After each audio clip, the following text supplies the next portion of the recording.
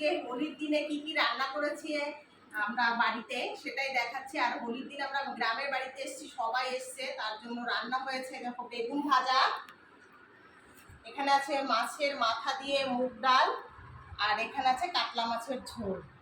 মাছের ঝোল, ডাল, বেগুন ভাজা, তার সঙ্গে রয়েছে সাদা ভাত, ঘ্যাট। এবার আমরা খাবারগুলো বেড়ে নিচ্ছি খাবো বলে। দেখো হোলির দিনে সমস্ত কিছু খাবার রেডি হচ্ছে, সবাই খাবো আমরা।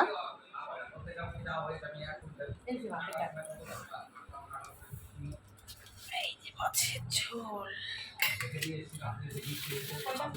এই তো ঘ্যাট, খাবার দাবার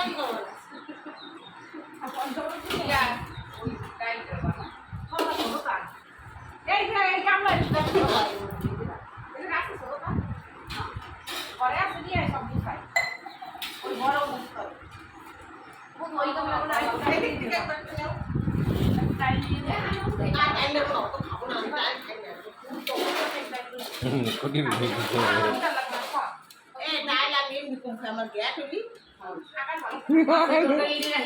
কি করবো